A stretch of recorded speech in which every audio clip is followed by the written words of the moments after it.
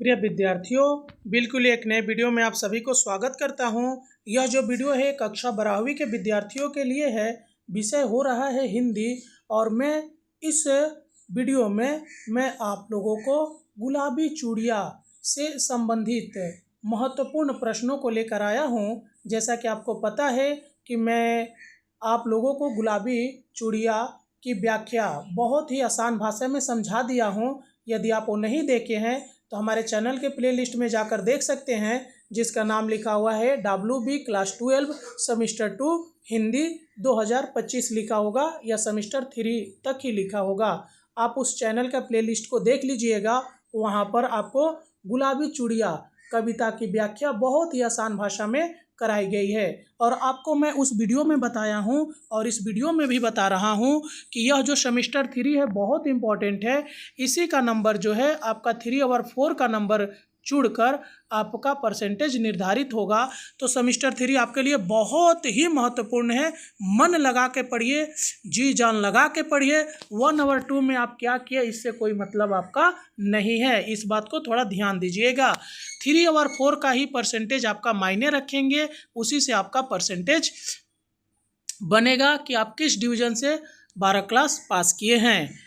तो हम लोग देख लेते हैं कि गुलाबी चूड़ियाँ के जो लेखक है नागार्जुन जी है और इससे संबंधित किस तरह के प्रश्न आपके आ सकते हैं सेमेस्टर 3 में। आप जानते हैं कि सेमेस्टर 3 जो है बहुविकल्पीय प्रश्न आएंगे। सभी जो प्रश्न होंगे, एक प्रश्न होगा, 4 विकल्प दिए रहेंगे, उसमें से कुछ सही होगा, एक सही होगा, सॉरी। तो हम लोग देख लेते हैं किस तरीके के प्रश्न इसमें से आ सकते हैं। हमारा पहला प्रश्न क्या है, वीडियो को लाइक करिए, कमेंट करके बताइए आप पश्चिम बंगाल के किस जिले से मेरे इस वीडियो को देख रहे हैं। साथ ही साथ यदि आपको PDF चाहिए तो इस वीडियो के डिस्क्रिप्शन में मेरा WhatsApp नंबर दिया गया है, वहां से जुड़कर कुछ टर्म्स एंड कंडीशन पर आपको PDF जरूर प्रोवाइड किया जाएगा। गुलाबी चूड़ियाँ कविता के लेखक कौन है? तो कविता के लेखक कौन है? नागार्जुन। उसके बाद देखिए, कविता के शीर्षक गुलाबी चूड़ियाँ में किस वस्तु का उल्लेख है? तो गुलाबी चूड़ियाँ का उल्लेख है। 3 नंबर प्रश्न देखिए, कविता में 7 साल की बच्ची के वर्णन से किस गुण का संकेत मिलता है? तो किस गुण का संकेत मिलता है? तो मासूमियत का। अगला प्रश्न, कांच की 4 चूड़ियाँ का उल्लेख कविता में किस गुण को उजागर करता है? तो नाजुकता और सौंदर्य का। 5 नंबर, नन्ही कलाइयों शब्द से कविता में किस भावना का प्रदर्शन होता है? तो मासूमियत का। अगला, कविता में किस वाहन का उल्लेख है? तो एक बस का उल्लेख किया गया है। आगे, वात्सल्य शब्द का प्रयोग कविता में किस भावना को दर्शाने के लिए किया गया है? तो ममता को। आगे देख लीजिए कि झुक कर मैंने वाक्यांश से कवि द्वारा किस क्रिया का संकेत मिलता है? तो सम्मान प्रदर्शन का। कविता में ड्राइवर का मुख्य कार्य क्या बतलाया गया है? तो बस चलाना। अगला देख लीजिए 10 नंबर प्रश्न, गुलाबी शब्द किस रंग को दर्शाता है? तो गुलाबी शब्द जो है गुलाबी रंग को क्या करता है? दर्शाता है। आगे देखिए, कविता में कांच की चूड़ियों का उल्लेख किस विशेषता को दर्शाता है? तो नाजुकता को दर्शाता है। कविता की भाषा किस शैली में लिखी गई है? तो यह जो है सहज और सरल और सहज भाषा है। कविता में किस तत्व का प्रमुख रूप से चित्रण किया गया है? तो बाल्यावस्था की मासूमियत का। चूड़ियाँ शब्द का प्रतीकात्मक अर्थ निम्नलिखित में से क्या हो सकता है? तो सजावट और सुंदरता। अगला देख लीजिए कि अपनी अमानत अब्बा की नज़रों के सामने वाक्यांश से किस सामाजिक संदर्भ की ओर संकेत मिलता है? तो पारिवारिक अपेक्षाएं।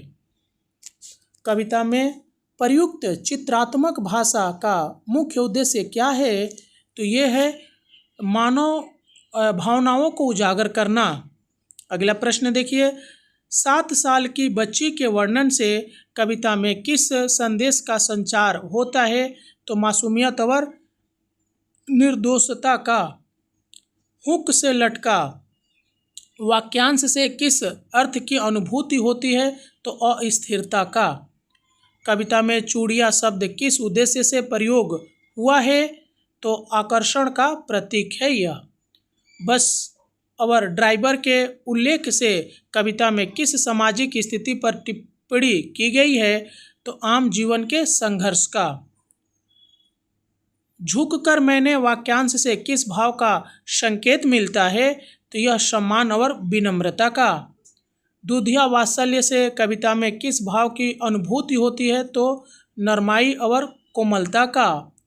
कविता में प्रमुख रूप से किस प्रकार की छवि का उपयोग किया गया है, तो यह जो है दृश्यात्मक छवि का प्रयोग किया गया है। शब्दों के चयन से कविता में किस प्रकार का संगीतात्मक प्रभाव उत्पन्न होता है, तो मधुरता का।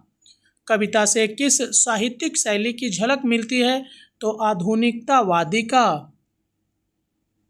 कविता में प्रयुक्त शब्दों की लय किसकी झलक देती है, तो जीवन का हलचल। गुलाबी चूड़िया शब्द का सांकेतिक अर्थ निम्नलिखित में से क्या हो सकता है, तो नाजुकता और आकर्षण। आगे देख लीजिए, कविता में व्यक्ति और वस्तुओं के बीच किस प्रकार का संबंध दिखाया गया है, तो गहरा संबंध है। बस की रफ्तार के उल्लेख से कविता में किस भावना का अनुभव होता है, तो अशांति की। और अगला, कविता में वर्णित छवियों के माध्यम से कवि किस विषय को उजागर करते हैं, तो जीवन की अनिश्चितता का। ठीक है, तो ये इस तरीके के महत्वपूर्ण प्रश्न थे। इस तरीके के प्रश्न आपके परीक्षा में आ सकते हैं। तो चलिए मिलते हैं किसी और वीडियो में, तब तक के लिए जय हिंद।